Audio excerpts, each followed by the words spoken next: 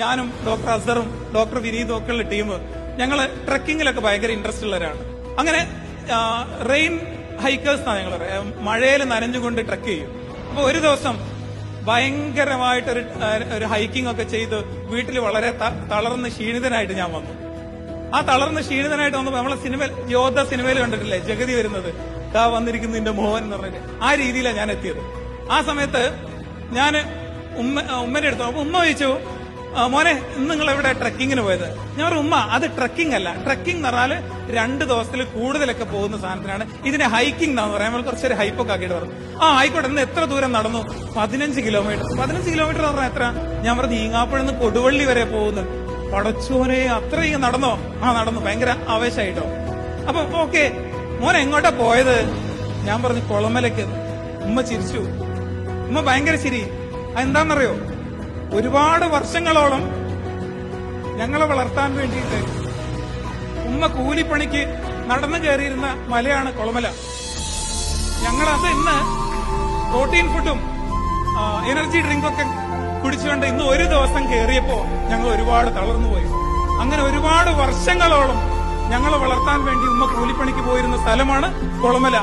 ഞാൻ 8 മാസം ഗർഭസ്ഥ ശിശുവായിരുന്നപ്പോഴും ആ കുളമലയിൽ ഇന്ന് ഉമ്മ പോയിട്ടുണ്ട്. ആ ഉമ്മ ഇന്ന് എന്റെ മുമ്പിൽ ഇതിവിടെ അഭിമാനത്തോടുകൂടി ഇരിക്കുന്നുണ്ട്. ഉമ്മക്ക് അവൈലബിൾ ആയിട്ടുള്ള ഒരേ ഒരു കാര്യം എന്നാൽ ആ കൂലിപ്പണി ചെയ്യുക എന്നതായിരുന്നു. അത് ഉമ്മ, ഞാൻ നേരത്തെ പറഞ്ഞ പോലെ, അന്നത്തെ പ്രസിഡന്റിനോട് ഉമ്മ നീതി കാണിച്ചു, ആ ജോലി ചെയ്തു. എന്നാലും ഉമ്മക്ക് പ്രതീക്ഷകളുണ്ടായിരുന്നു, വരും കാലങ്ങളിൽ എന്റെ മക്കൾ വലുതാവും.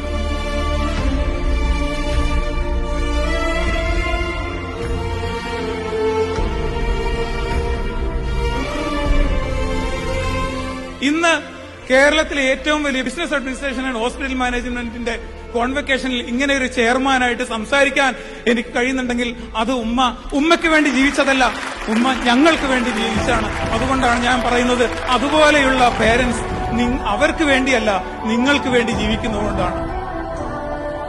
അതുകൊണ്ട് മാത്രമാണ് എനിക്കിവിടെ നിൽക്കാൻ കഴിയുന്നത്.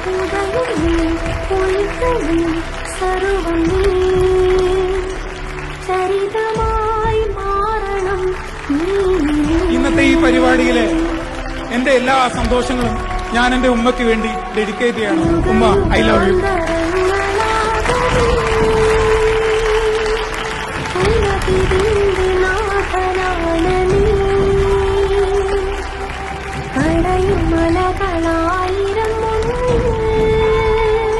എനിക്ക് പേരൻസിനോട് പറയാനുള്ളത്, നിങ്ങൾ മറ്റുള്ളവർക്ക് വേണ്ടി മാത്രം ജീവിക്കരുത്. കുറച്ചെങ്കിലും നിങ്ങൾക്ക് വേണ്ടിയും ജീവിക്കണം.